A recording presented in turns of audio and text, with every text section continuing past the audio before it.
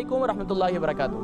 وعلیکم السلام سر، میرا نام ظفر ہے، مانچسٹر سے بول رہا ہوں۔ جی ظفر بھائی، مجھے تقریباً 20-25 سال ہو گئے مجھے پتہ چلا، کیونکہ میری کڈنی میں نا درد ہوتا تھا اور مجھے پتہ چلا کہ میری کڈنی میں ایک سسٹ ہے۔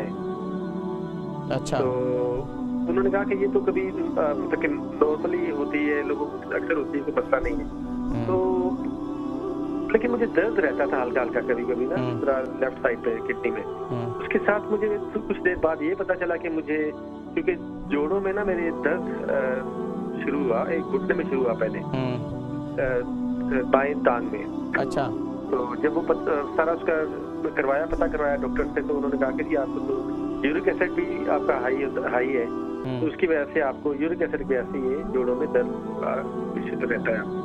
تو ایک دفعہ میں پاکستان گیا تو انہوں نے مجھے ایک ٹیبلٹ زائلورک دے دی، کہ یہ 100 ملی گرام یہ کھاؤ اور یہ چیزیں کھاؤ، یہ نہ کھاؤ۔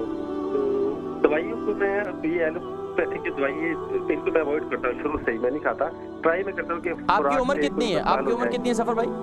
جی عمر کتنی ہے آپ کی؟ میں 51 ہوں جی۔ 51 ہے، اچھا۔ آپ پروگرام دیکھیں، میں سمجھ گیا اصل میں یورک ایسڈ ہی کی وجہ سے ساری پرابلم آ رہی ہے، اور میں آپ کو بتاؤں گا کہ یورک ایسڈ آپ کا کیسے کم ہو سکتا ہے اور اس کو کیسے مینٹین کر سکتے ہیں آپ، ٹھیک ہے؟ ظفر بھائی یہ کہہ رہے ہیں کہ 20-25 سال ہو گئے، گردوں میں تکلیف رہتی تھی اور درد بھی رہتا تھا، اور اب اس کے بعد یورک ایسڈ بھی بڑھ رہا ہے، اور جو ہے یورک ایسڈ کی تکلیف بھی بتائیے اور جوڑوں میں درد بھی ہے۔ دیکھیں یورک ایسڈ کے لیے آپ لازمی طور پر ایک عمل یہ کریں کہ آپ فروٹ کے اندر چیری کا استعمال کرنا شروع کر دیں، چیری جو ہے انشاءاللہ آپ کے لیے بہت مفید ہے۔